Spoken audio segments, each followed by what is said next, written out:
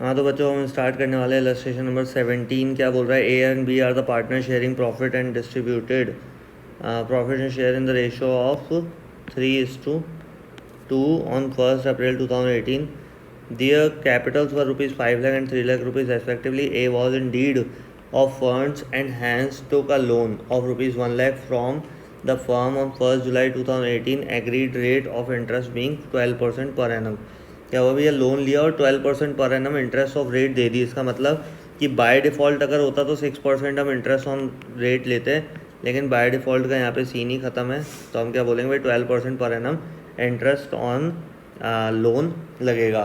तो profit for the year ended of 31 March 2019 amounted to rupees 1,50,000 before charging interest on loan of ए।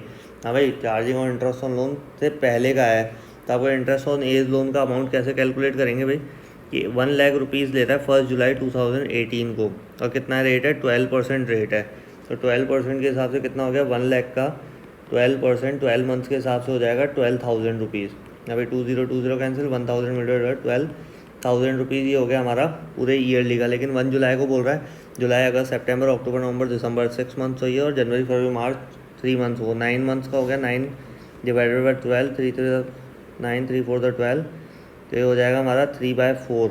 तो अगर इस 12,000 को 3/4 से और डिवाइड कर दे तो कितना आ जाएगा, 4 3 12, और 3000 मल्टीप्लाई बाई 3 कितना आ गया, देखो 9,000 रुपीज़ अमाउंट यहाँ पे लिख रखा है A's capital account to interest on A's loan.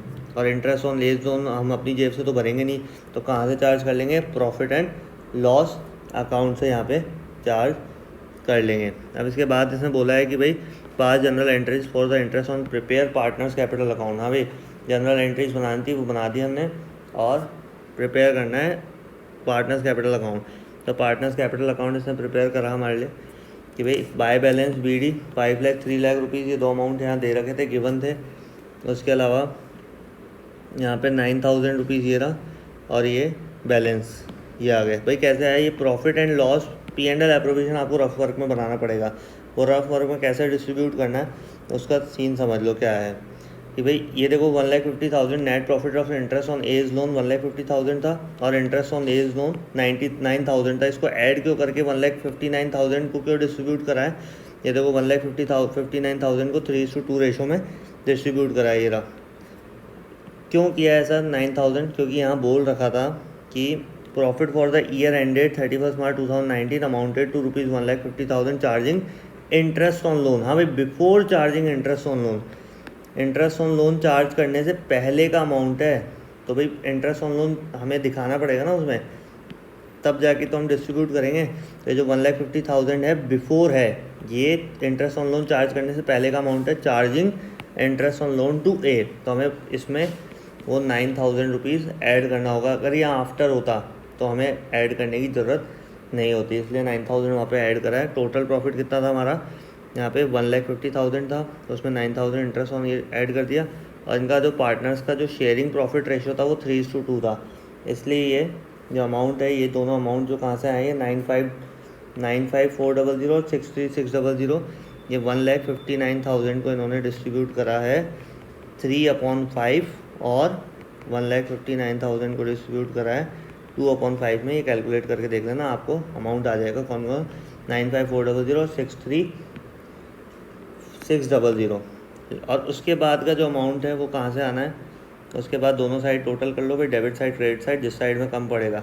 इसमें किस साइड में कम पड़ रहा है, इसमें इस साइड में कम पड़ रहा है, जितना अमाउंट कम पड़ेगा वो टू बैलेंस CD के हिसाब से आ जाएगा। पार्टनर्स कैपिटल अकाउंट बनाना था बस इसमें, और क्या।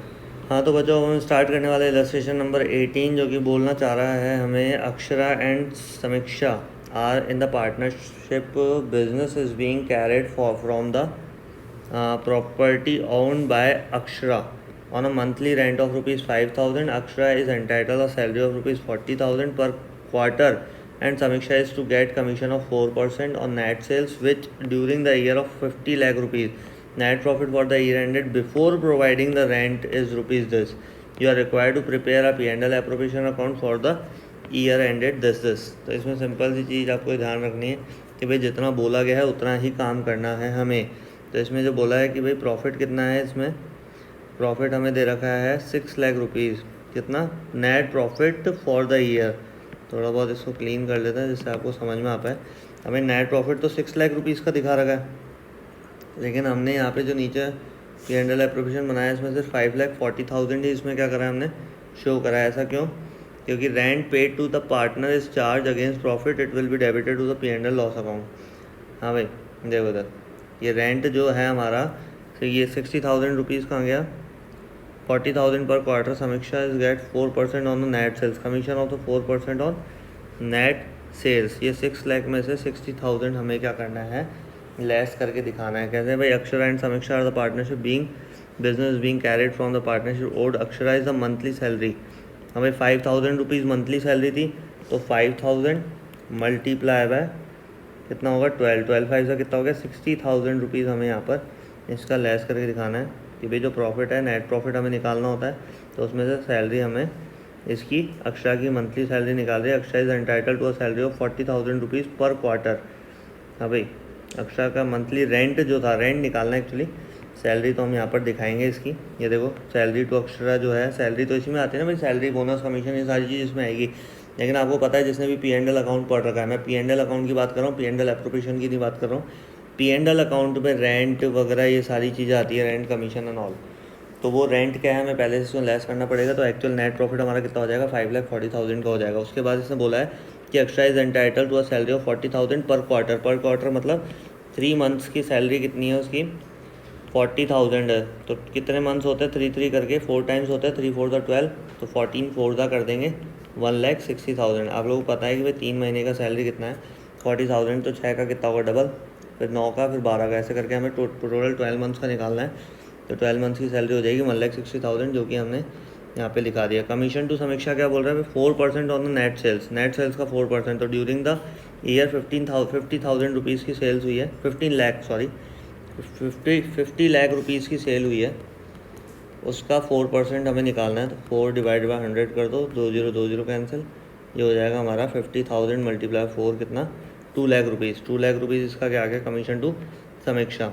तो भैया यहाँ पे 5,40,000 था, 5,40,000 में से 3,60,000 हो गया पूरा, 3,60,000 हमने लेस कर दिया, तो हमारा कितना बच जाएगा? 1,80,000। 1,80,000 को इसने ऊपर कुछ भी नहीं दे रखा, कहीं पे भी कुछ दे रखा है कि भाई ये किस में प्रॉफिट शेयरिंग रेशो क्या है, जो भी है, तो इसमें क्या करेंगे हम इक्वली डिस्ट्रीब्यूट करके चलेंगे। इसलिए इसने क्या करा है यहाँ पे 1,80,000 को 90,000 डिस्ट्रीब्यूट कर दिया। और इसके अलावा इसने कुछ बनाने के लिए कहा नहीं है, तो सिर्फ हमने इसमें क्या बना दिया?